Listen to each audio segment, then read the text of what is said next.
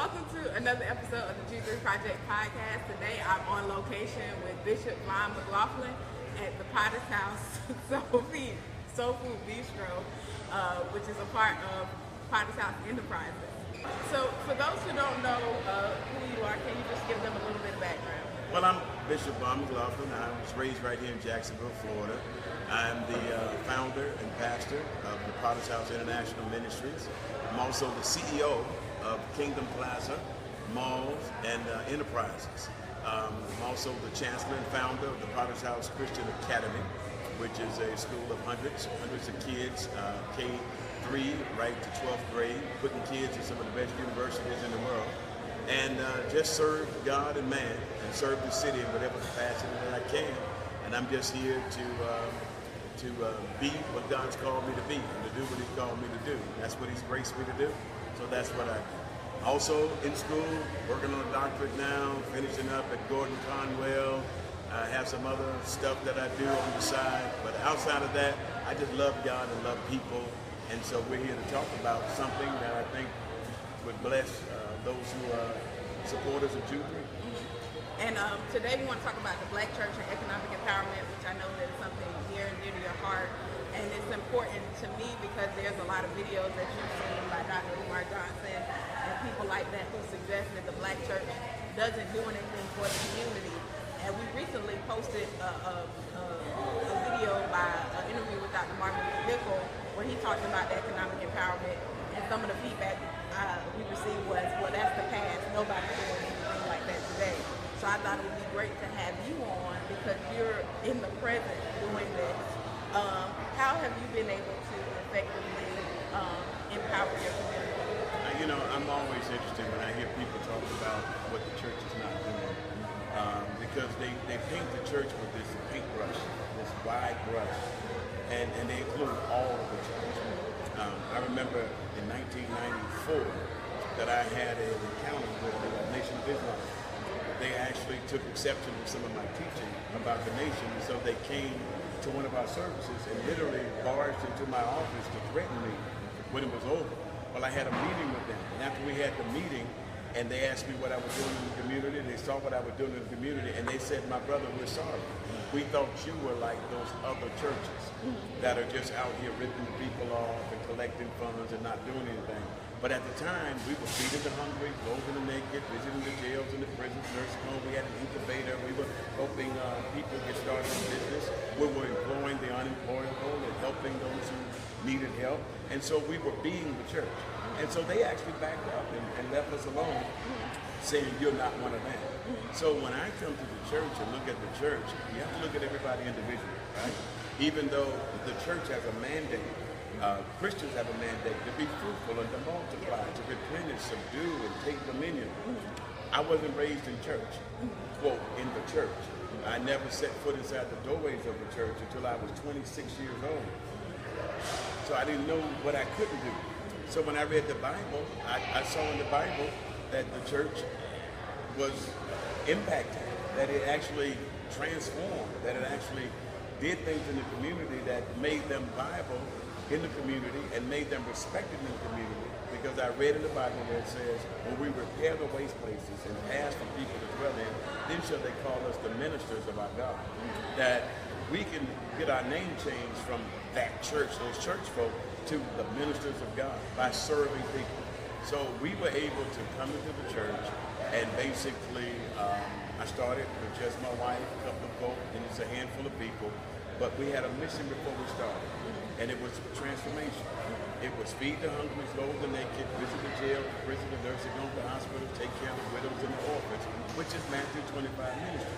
And then I read that verse in Luke 19 that says, occupy until I come. Which the word occupy is to barter, to trade, to do the work of a banker. I saw that Jesus' ministry was a marketplace ministry, that he chose his disciples from the marketplace. There was no distinction between the marketplace and the ministry of Christ. And so that's how we got going. So I figured that, hey, I came to the church and I said, why doesn't the church have their own restaurants? We're keeping Denny's and Shoney's open all night. We go bowling. Why do we have our own bowling alley? We work out. Why do we have our own fitness center? We go to the barber shop, why not have your own barber shop? We go to the beauty salon, why not have clothing? And so all of these things, I just felt were just an extension of being the church. And why not? Any church worth its salt ought to be doing something about what's going on around them in their community and empowering people. That's what we're here for, to empower people. And so if somebody would have talked to me, like Umar and those guys, and they would sit in what we're doing with almost 500,000 square foot of mall and shopping and enterprise and employing over 200 people full time and all this kind of stuff, what would be their argument? I just don't understand what the problem is. I think that every local church is responsible for doing exactly what we do. And I don't get paid. I don't get more money, more business, more this and that. I have a salary from my local church, and that's what I get paid. Everything else I use to empower people and to transform the community. And we've done just that here in Jackson. Yeah. And I love the fact that you purchase buildings that are abandoned in the community, because instead of creating new buildings, you're repairing and revitalizing old ones to help the community. It would have cost us over $45 million to build these buildings from scratch. We took over 400,000 square foot of building, only paid $4 million for it, and out of our pocket, without a building fund drive, capital stewardship program, federal funds, state, city funds, through the basic tithe and offering of the church, was able to renovate these buildings, spent almost $11 million, and now they're worth over $50 million. And we took existing dilapidated buildings that were eyesores in the community, where the community had been run down, and we came in and built it back up. We always used to say the same way God takes broken down lives, puts them back together and build them up, we did it with physical facilities, and now these things become what we call sheep sheds, where we can train the sheep, we can empower the sheep to go out and be the sheep. And so that's what we've done here. Yeah, you're right. We took an old Southern Bell Phone Center building. We took an old automobile, Volkswagen repair shop and sales shop. We took an existing mall, and they were already here. So why recreate the wheel? We took the waste places and made them whole again, and God's blessed us. And that brings come in and do what we needed to do. We're exempt in some areas because of the social services that we offer, and what's for profit has to pay taxes, but not for profit doesn't have to pay taxes. But we're not even here to not pay taxes. I tell people all the time, I don't need a tax exempt status to do ministry. If they want to tax us, do what you got to do. I'm here to serve God, and God takes care. We're not the season what season when God was God. But yeah, we have been able to reduce crime significantly. It's been documented in the city, and that's what we did here, the multiplex and Lane Avenue, because those areas were notorious for crime, and especially prostitution. And now, because of just the presence of the people of God, they're gone. And I got a couple of prostitutes in the choir.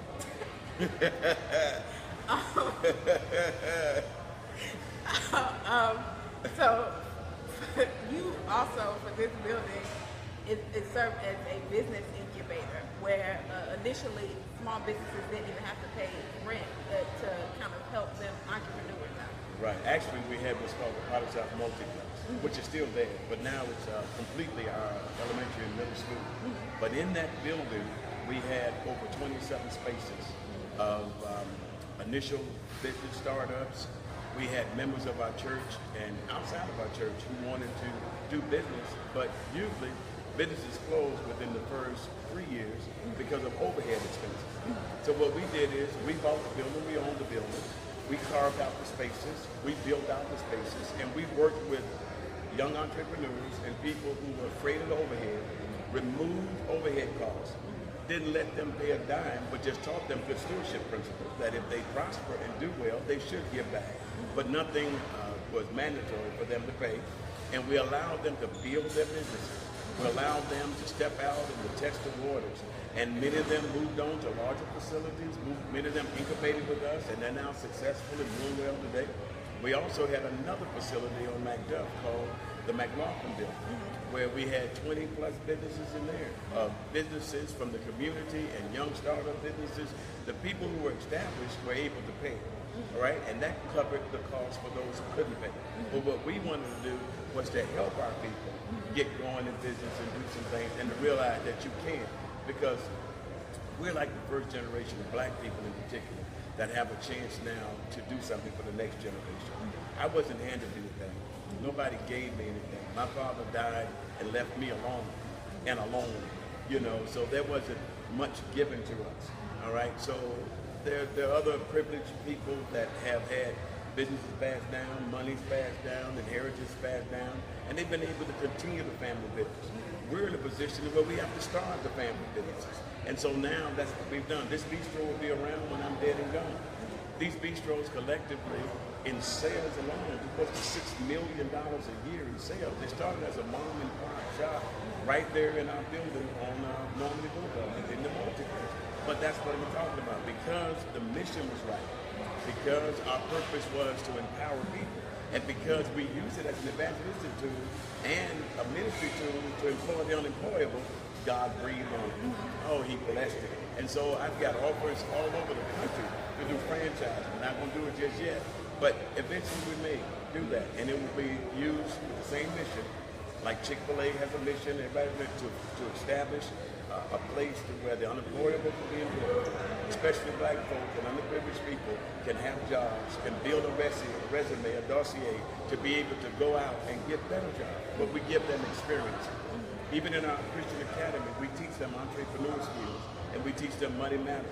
And we show them black-owned and operated businesses and people that can come in and they see owners. They just don't see people working, they see owners. And so they believe now that they too can own the business instead of working on it. And I think that's important, and I love the fact that you said that y'all employ the unemployable here, because so many, especially our black men, can't get jobs once they've been in the system. Been in the system. I can take you in the back now, 25% maybe of employees working here right now were formerly incarcerated, felony convictions, and nobody would touch them. When we love on them and help them and give them that job and bring them into our culture, not only do they get employment, but they also get spiritual food and nurturement and encouragement to where they can become good citizens. And that's so important, because some people will say, well, the church just needs to preach the gospel. Well, we preach the gospel, but there's people that are coming in that need help economically. What would be your response to those who suggest that, well, this is not the church's lane? That's I would say to them that they're a little antiquated and they haven't read the Bible. Meeting the total needs of the total man. Our philosophy is to take care of people socially, educationally, economically, and spiritually. It's the Luke 10 model, where Jesus said, you go into a city and you bless the city, right? You go in and you speak life over that city or community. You go in and basically say, this is where God sent me. That's what we did. Then the second thing he said you do is you eat whatever they put before you, and you listen to them. So you go in and eating is fellowshipping with them. You find out what the needs are. You find out where the pain is. You find out where the trouble is. And then thirdly, he says you heal all of those that are sick. You heal those amongst them. And then you declare to them that the kingdom of God has come to you. So think about that.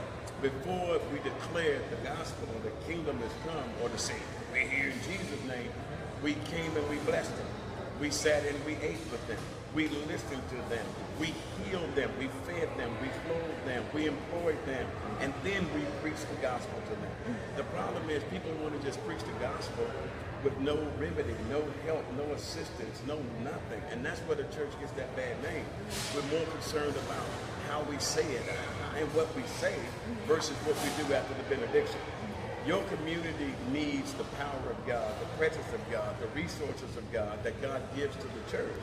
We need to take that and sow it back into our community and help the helpless, and to just build people in the community. And I think that's the church's responsibility. Remember Genesis 28. Be fruitful and multiply, replenish and subdue, take dominion.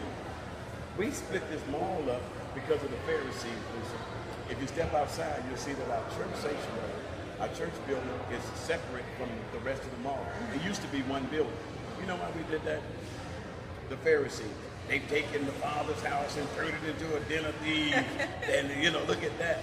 These are people who are in the South and who are ignorant, because if you go up north, churches are on top of bars, churches are next door to strip clubs, churches are storefronts, and it's just all business and corporate all the way down. I go to Brooklyn, Newark, New Jersey, I go to Boston, I go to Chicago regularly. We have churches there, and everything is marketplace.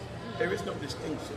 The churches have to meet wherever they can meet, because there's no land like it is in the South or in Jacksonville. So I know there are a lot of people who think that the church shouldn't be involved in this, but those people aren't doing anything. They're not involved in the lives of the people. They're trying to clean the fish before they catch it. They just want to have bless me parties and come together and only talk about what they can do, and that's the rap we got. But when we get outside of these four walls and not have church and go to church, but be the church, then that's when people are going to begin to respect the church. And that's when some of these naysayers are going to begin to say, wait a minute, the whole church is not like that. Wait a minute, there are some people that are doing it right. Wait a minute, there are some people that are not afraid to step out and do what God wants. And that's what I'm trying. And there are more people getting it right than they are getting it wrong. And that's but they want to pick on the wrong. And that's the unfortunate part, because sometimes people are so busy doing the work, they don't have time to toot or even make announcements about what they're doing. And so that's why those who are doing it wrong, they have all the time in the world. And But if they were busy about the Father's business, they wouldn't have time to be in everybody else's business, talking about what they're not doing right. I tell our people all the time, that if you're just doing the work of ministry, just personally, if I was really doing what God has called me to do and what He has equipped me to do, I wouldn't have time to be worried about what Lisa's doing and not doing.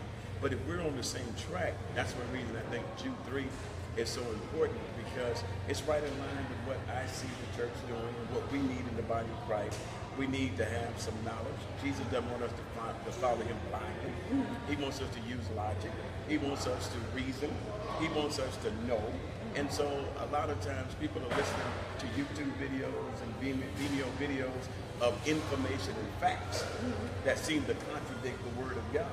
But what God is doing is raising up young theologians and raising up young good theologians, because we're all theologians, either good one or bad one, but He's raising up good theologians like yourself and others who are concerned about the integrity of the Bible, the historical integrity, the grammatical integrity of the Bible, so that we aren't misled, we aren't mistaught, that people can't eisegete a passage, or people can't use the Bible against the Bible to get people away from Jesus. So if we can manifest, I wrote an article for Original Magazine at the turn of the century, and front page article, I was on the cover, and it talked about the message for the 21st century is going to be manifestation, where churches are not going to talk about, they're not going to be prophetic in the sense of there's a blue house with a red dog, but no, what they spoke is going to come to pass.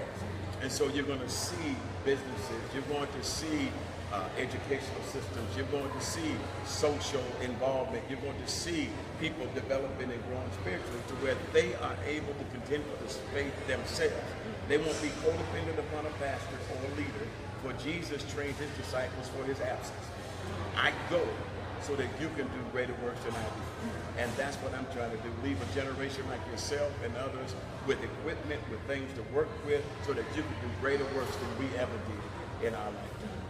And I think that's so important. How would you, for those who are listening, pastors and leaders who are watching, how would you tell them to go about this work? What strategic? Because some people are listening and say, well, I can't do all that. Me and my church is barely making it financially, trying to break even. But somebody can do something. Yeah, I started with nothing. I remember when I first $200 offer. I remember when I used to look out of the window to see who was coming. And I was counting cars and those type of things. Oh God, they came back. So I can relate to people who don't have much. A lot of times those people who don't have much can't relate to people like myself who seem to have accomplished much. But I have a book that I'm going to be writing and probably presented as part of my dissertation. And it's called Mega Church Impact. But church is scratched out. So the book will read mega, church scratched out, impact, just mega impact. So you can impact your community. You can impact the people that you pastor, lead pastors, without being mega. You don't have to have a bunch of money. You don't have to. My wife and I started our food and clothing ministry out of the trunk of our car. We would buy some groceries. We'd sit out in front of the church. People would come by. We would help them. Just now and today, I just left some people at our building where there'll be hundreds of people every day. We give out tens of thousands of pounds of food every year, tons of food. But it started out of the back trunk of our car. It has to start somewhere. So what you do is you assess the needs of your community. We were doing free auto repair. We still do free home repair, free lawn services. We would assess the needs of our community and physically just go out and do what we could until we befriended the community, and now the community receives us, and now we receive the community in us, and then we grow, and then we build. But the key is you don't need mega numbers. You just need to have mega impact. Jesus took 12 and turned the world upside down, and one of them was the devil. So the deal is that you can start somewhere. You can do something. And we use Matthew 25 as our basis. When Jesus said, that's what you're going to be judged for in that day. When I was naked, you didn't clothe me. Hungry, you didn't feed me. Start there. In jail, you didn't visit me. Start there. Start doing something that gets you outside of the four walls, that brings the resources of the increased vision that will come when you start meeting the felt needs of people. That's all it is to it. Just be who you are. Don't compete with the next person down the street. Complete with the next person down the street. You might need to hook up with somebody that you can assist, like us. We don't mind other ministries and stuff coming in since we already have so many things in place. Join in with us in your outreach efforts. Allow your people to come and feed the hungry through the system that we have in place. Allow them to go to the jails and prisons with our ministry. And imagine if every church would just allow that type of synergy to take place, then we would be one body and covering the city and doing what we need to do with the gospel. So that's what we should take place. And if you're out there and you're listening and you want to help out, you want to be a part, you don't have the resources, then get with somebody like myself, our ministries. We have several pastors and leaders over those ministries that you might be able to come in and sow some seed of labor, of sweat equity, and then watch God do it for you. I promise you. We'll teach you how to do it, and then you go home and do it yourself. And I think something that was important that you say, you work with the community to gain their trust. Because you have to have the trust of the community to be able to be effective in the community. I think your reputation, if you read, I have an article called The Wizard of Oz. It's in Leadership Journal. And the magazine came in to do an article. They're also part of Christianity Today.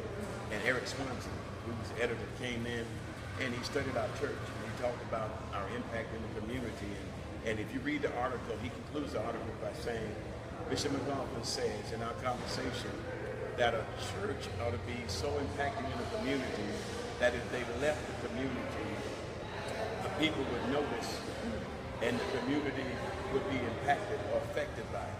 He said after visiting the Potter's house and spending time with them, if the Potter's house left the community, not only would they notice, but the community would weep. And so he was saying that you're so enamored and so connected to the community, so involved in the community and us. We're sitting in the Potter's House so peaceful now, right? The community is in this place. There are thousands of people that are going to come through here this mall today, right? It's a reflection of the community. Our clientele is about 65% white, 40% black, 5% other. And we're in this place and we're serving the community. That's a big number. That added up to 105. That's 65, 30. And 5. Yeah, you got it. And so that's a reflection of the community because that's what the community is. So we brought the community together. And the community now trusts us. Ask anybody about our reputation in this community. And they'll tell you, oh, those people feed, those people clothe, those people empower, those people help.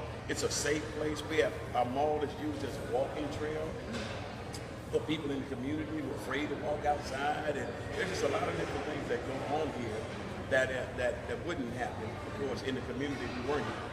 When the power goes out or something goes down, there's hundreds of people standing outside that's dysfunctional because they can't get in the building because the power's out or something, or the facility's not open. So yeah, if we left the community would weep. What happens if you were to leave your community? What happens if something were to happen and you could no longer do what you were doing anymore? People should feel your impact. They should feel the fact that you're no longer there. And actually, you should so befriend your community and meet its need that they should weep if you decide to leave. That's why you just can't go and start a church anywhere. Always people ask me, where you going to start a church? Wherever I can find a building. Wrong answer. Because you need to have a burden for a community, and there's something that you have that community needs. You can't serve within the community and not serve the community. In a sense. And I think that's so important what you brought up. What would be how would you deal with kind of how we empower the community to because sometimes we want to, I like when you're employing people, not just giving them a fish, but Right. just teaching them how to fish. Right. And so many churches just start and stop with just giving away, but not empowering people economically. Right. You provide courses. Right. You had a credit union Right. to just empower the community so they'll know how to fish. They'll know how to start a business. They'll have the tools to be independent. We started our federal credit union, NCUA, FDIC, Federal Credit Union, to teach people money management. We started it as a savings tradition so we can teach them about 401s, 403s, about retirement, and all those type of things. We teach it in our school education, and then our employees are even taught money management. We do these seminars for them. We do these for our church. But we teach people how to manage their money, how to give to God, how to save, how to invest. It doesn't take a whole lot of money to do that. It's a mentality. So that when the money does come, if your ship does come in, you won't sink like many people who hit the lotto and are broke in 3 years. Athletes, I have athletes in our church who used to make millions of dollars, and now they work for us, and they're broke because they didn't know how to manage their funds. They didn't know how to take care of it. The church is responsible to teach people how to be good stewards. Jesus taught his disciples and us through the disciples and through the Gospels how to be good stewards, how to manage money, how to invest. He expects usury, interest. He wants us to increase. He wants us to get more. He gives talents. He gives abilities. Now, we have to have people that can point us in those directions. The problem in America is we're a pragmatic society. We want 5 keys, 6 ways, 7 easy steps to this and that. But what works is not necessarily what's right. But what's right will always eventually work. So what we decided to do was do what's right. You don't plant a seed and get a tree the next day. You don't do certain things and get results overnight. You have to till it and sow into it, water it. You have to fertilize it. You got to have some stuff to happen to it so that it can bring forth the fruit in its season. Our problem is we've mastered everything in the church except waiting. But when we start right and do it right and wait on the Lord, we don't get weak, we get stronger. And then when the harvest comes in, we have to know how to handle and steward the harvest. And that's what we've been able to do. So employing our people is not giving them a fish, it's giving them a job.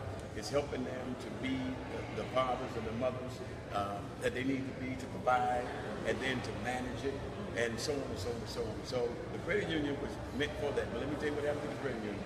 We still hold the charter. We were the first church owned and operated federal credit union in the state of Florida, and the bottom fell out during the recession in 2008. So now everybody's coming to the credit union to borrow money. $1,000, $500. There were times I would just give people $500 out of my pocket, out of my account, to keep them from borrowing money and paying back interest and usury on that. So when we saw that people were now desperate and just borrowing money, we shut the credit union because we didn't open it for that. But the time dictated that they borrowed. And then when they started borrowing and couldn't pay it back, guess what they would do? I ain't going back to church because they know we owe money. So that's what happens, and that's what happened to us. But our goal was to educate people and to teach them how to save and how to be good stewards. And I think that's so important because in our communities, in the African American communities, that's crucial because people aren't trained on good money management. Right. So that's where the church has to step up and step in and say, okay, maybe if you go to a multi-ethnic church, you say, well, they're not teaching that. Well, their people don't need that. Right. You have to consider the culture, consider the needs of the people before you make critiques, because I've heard people critique, why they talking about money? Well, people don't know how to manage their money. That is a great point, Lisa, and I think every pastor needs to hear that because I've often shied away from teaching on money because of the abuse that I've seen, and I'm a pastor, right? My offering sounds like this. Okay, guys, it's time to give. Come on, ushers, let's just receive the offering. No encouragement, no teaching, no this and that. So I had to start changing that to say, wait a minute. Some of these people don't know nothing about giving, nothing about stewardship, nothing about managing their money. We need to involve that. So we have money management classes. Dave Ramsey We use his courses and stuff, and we have instructors and teachers who are certified who do that and teach those classes, and we do that apart from Sunday morning. So the reason I think I don't have to preach a mini sermon on giving every week is because when you come into our church, it's not welcome to the Father's house. It's welcome. Maybe you want to be a part of us. Here's what we believe about living for God. Here's what we believe about giving to God. Here's what we believe about worship. And so we teach you in the new members orientation and new converts who we are. Now that you know who we are, do you want to be a part? And I think when we teach stewardship in the inception of people coming into a church, it becomes a much a part of their life and activity in the church as just living for God, as not committing crimes and not going out here and killing people and stuff like that. We don't have to tell them every week not to do that. We shouldn't have to tell them every week, but we at least have to tell them.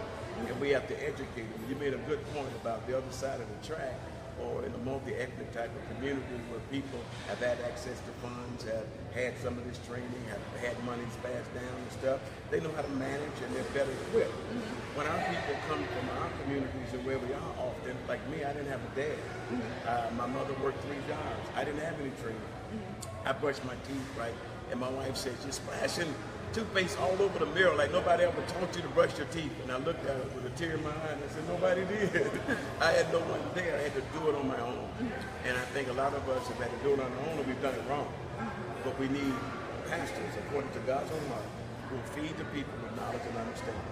People that will equip folk, black folk in particular, our people, to be good stewards. And to not listen to some of the eels that people throw on the church about we're just about the money. Just how are we just about the money? I can just sit here right now and say, Lisa, we have employed hundreds, if not thousands of people over the 20 plus years that we've been in ministry. We've owned our own bank. We haven't looked for anybody for anything. We've never had a stewardship program or a building fund drive. You know, I can sit here and go through the basic tithe and offering, design on a dime. We've been able to remodel and renovate to where now we have over $50 million worth of properties and about to build on 33 new acres in the future for the generations to come, some things that will be needful for those generations. And we haven't had a handout or asked anybody to do anything. We pool our resources. We synergize. We work for the benefit of others. And you know why people give so liberally in our church?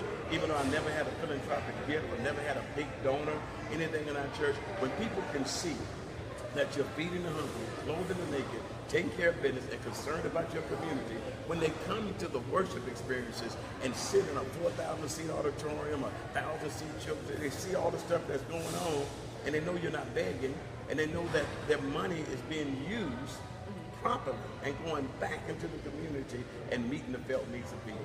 People will liberally give as a result of that. There's some people out here that's killing the church about it. They just about money and this and that. That if they came to our church, I believe they write the biggest check they ever wrote in their life. Why? Because they see that not all churches are what you're saying. And they need to stop doing that. I mean, as a prophet, as a man of God, you know, I can pronounce, I wouldn't pronounce a judgment particularly on individuals, but that's not a good thing to do when it comes to the house of God and the things of God. You don't want to find yourself fighting against God. And the Bible teaches that. So I think that those guys need to meet people like myself and others and sit down and have this kind of conversation in this type of facility, because this is first-class facility. This is done right, and it's productive, and it's doing what it was intended to do. And we have won more people to Christ even in these places, because without any federal funds, state funds, city funds, I can do whatever I want to do. I can put up a pulpit in the middle of the hallway out here and preach all day long if I wanted to. But our goal is, like Sir Francis Assisi said, make disciples and use words if necessary, or if you have to. I'd rather them see what God has done and them ask us, is this God? And then we have an opportunity to share. That's what I meant about the manifestation first in the 21st century. Well, I'm going to leave you with the last words, Bishop. What would you like our audience to know? You're going to leave with the last word. I've had every word up until this time. But that's pretty nice of you. That's pretty sweet as the host. And I think you do well as a host in feeding and trying to get out of your guests what they have to offer to people. So some people may say you talk a lot, or he needs to let Lisa talk. Lisa is here to say, to get answers to some of these questions, to share with our audience from people who are doing what they're doing and know what they know, so that you can get the information. And what I would say to you that are out there is that in order to really be the church, in order to really prove and to have some substance and to be able to contend for the faith and to be able to give an answer to these people who question the validity of the church, even in our giving and economics, that we need to manifest. That church, you need to be doing something that says, it's not about me, it's not about us, it's about others. Jesus was moved with compassion, and he came and he saw all those who were sick and ailing, and he healed them. And if we're going to be like Christ, then we need to assess what's going on around us, have the same compassion, and do what we can to heal. The anointing is not to make you famous, and not to get you rich. The anointing is that you might heal all those who are oppressed of the devil. And he comes and anoints us so that we can be used by him. And what we've done here in the city with the mall, with our school, our academy, with the other facilities that we're going to be building, the outreaches that we have, the #1 jails and prison ministry in the state of Florida, #1 in food and clothing in the city of Jacksonville. And what we've done is said, we're not here for ourselves, we're here for others. We're here to empower the people now and generations to come. We're going to be the first generation that I know that leaves an inheritance to our children's children, to where they'll have something to start with and to work with, and they won't be dependent upon anybody but God. And we'll be able to see God raise up young entrepreneurs, young politicians, young lawmakers, young and strong new presidents for the future, because we're concerned more than just about a Bible verse, but those Bible verses lead us to being productive citizens, and lead us to being the kind of people that Jesus had in mind when he came and when he left and sent back the power of God. Love y'all. I just want you to know I love Lisa. I love the Jude 3 Project. Support it. Sow into it. Give something towards it. I know Lisa didn't ask me to say this. I don't care. But I still believe, as I've tried at our last event, I just felt led of God. Called Lisa and said, I want to sow something to help you out and to be a blessing. And I want you to be a blessing. All right? So think about that. Pray about it, because this is very important and it's real. Thank you, Lisa. Thank you, Bishop. I appreciate you taking the time to speak with me. Thank you for watching another episode of the Jude 3 Project. Until next time, know what you believe and why you believe it. Yes.